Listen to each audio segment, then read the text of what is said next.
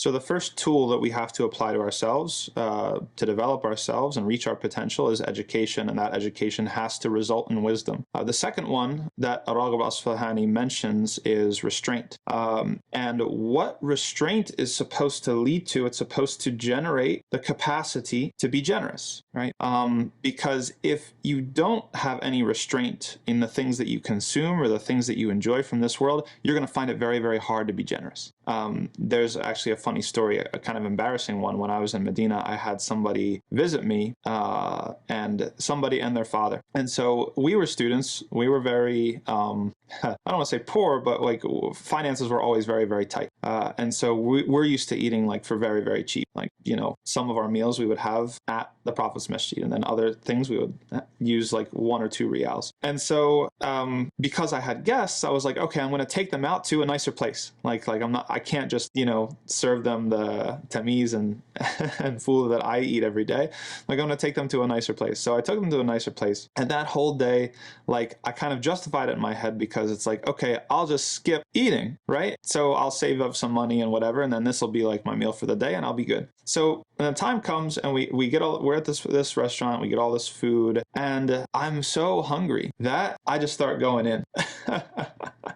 And I don't even realize that my guest, and specifically the father of my guest, was kind of like, he would have liked, it would have been better to share everything that we had and to take our time and things like that. And he kind of just made a comment like off the cuff. It's like, wow, like you must have like been really hungry or something like that. And I felt so embarrassed. I was so ashamed of myself because I had let my kind of, my lower nafs win. Basically, I had let kind of the hunger and the appetite and the desire for food kind of take over in that moment, and I lost my restraint. And because I didn't have restraint, I was unable to be generous, right?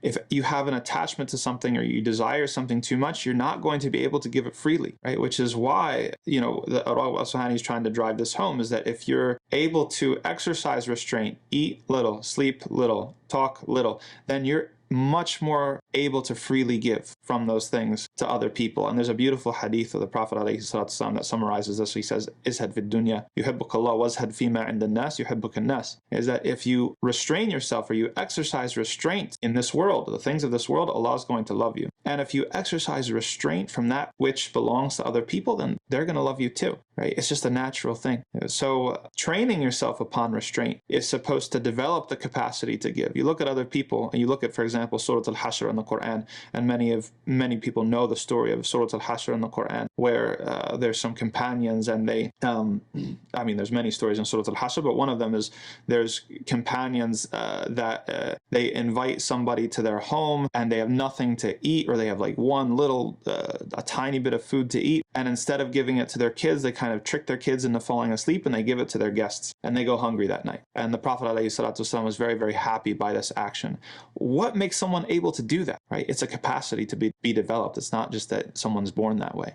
It's a capacity. If you consistently exercise restraint, you're going to find yourself in the position to be a lot more generous. And generosity is essential for being a leader. You can't be a leader and be looking out for yourself first. If you're a leader, you have to be served last. You have to take care of everybody else first. This is what the Prophet ﷺ did when it came to the hijrah and other things. He was the last to lead, right? He made sure everybody else was okay first. If you want to be a khalifa, you want to be a leader, you want to be a role model or an example, you can't be accustomed to just operating on your desires. Well, I'm hungry, I'm tired, I'm thirsty, I want to do this, I want to do that. No, you have to exercise restraint. You have to exercise restraint and train yourself upon it so that it becomes second nature. And then you have the capacity to be generous with other people and put other people first. That's what makes you eligible to be one of the khulafa.